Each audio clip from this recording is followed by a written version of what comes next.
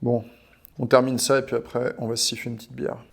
Action! Ces derniers temps, dans vos commentaires, une question revient en boucle. Comment être plus sociable? Cette année, avec la pandémie et le Covid, tous nos repères en termes de sociabilité ont complètement explosé et de nombreuses personnes se sont repliées sur elles-mêmes. Être sociable, voir du monde, c'est quelque chose de primordial pour notre bonheur. Et on tend à l'oublier, en particulier quand on vit dans un environnement aliénant qui nous force au repli. C'est valable quand on vit à deux. Prenez Belle du Seigneur, par exemple, un livre que j'aime énormément et c'est un des plus grands romans du XXe siècle sur l'amour, quand le couple Solal-Ariane délaisse toute forme de relation sociale pour s'enfermer dans leur relation. Leur amour est au-dessus de tout et les premiers mois, ils vivent un bonheur parfait. Mais Albert Cohen décrit admirablement bien comment lentement le couple s'asphyxie. Dépourvus de relations sociales, du fait de leur statut de couple illégitime, Ariane et Solal n'ont plus rien à se dire et finissent par se dégoûter d'eux-mêmes. Belle du Seigneur, une grande fresque sur l'amour, bien sûr, mais aussi une leçon qui s'applique à tous, en couple ou non.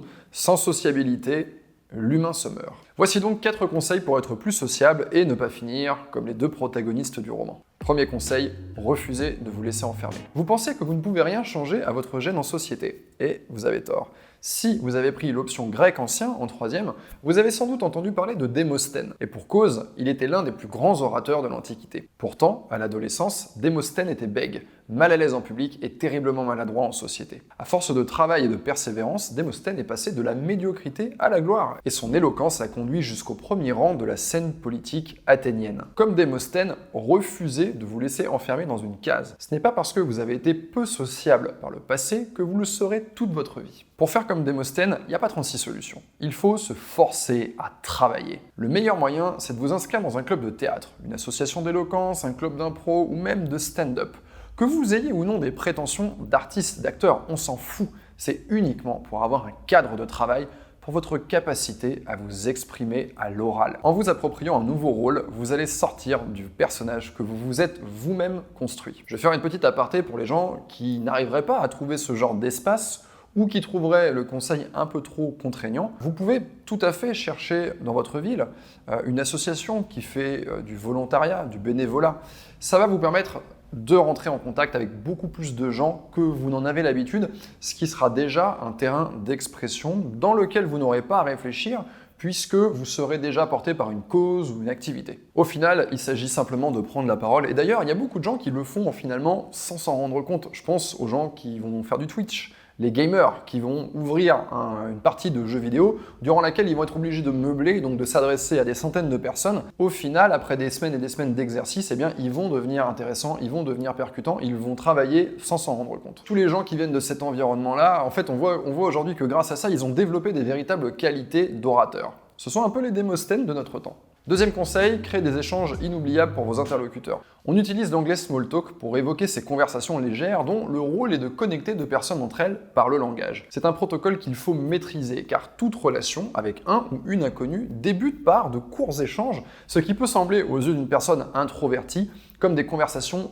dénuées d'objectifs. Ça, c'est un commentaire que je lis très souvent, de dire oui, mais ces conversations ne servent à rien, ça ne parle pas de trucs intéressants, ça n'a fait pas avancer un débat. Oui, mais c'est un protocole entre êtres vivants, un peu comme deux petites fourmis qui arrivent et commencent à se touchoter les antennes. Ah ok, toi t'es là, tu viens de là, ou deux chiens qui se reniflent le cul. Eh bien nous, c'est pareil, les êtres humains, on arrive et on a un petit échange de banalité durant lequel on peut se jauger et installer la discussion. Vous pouvez d'ailleurs imaginer que deux personnes qui échangent, eh bien c'est comme s'il y avait un pont entre ces deux personnes sur lequel va transiter des informations. Pour que les informations transitent, il faut au préalable que le pont existe. Donc le but du small talk, de la conversation légère, c'est justement de construire, c'est ce protocole qui vise à construire un lien entre deux personnes. Aujourd'hui, les gens tendent à partager des sujets clivants de façon assez rapide, avec notamment les réseaux sociaux, en faisant l'économie de cette connexion préalable.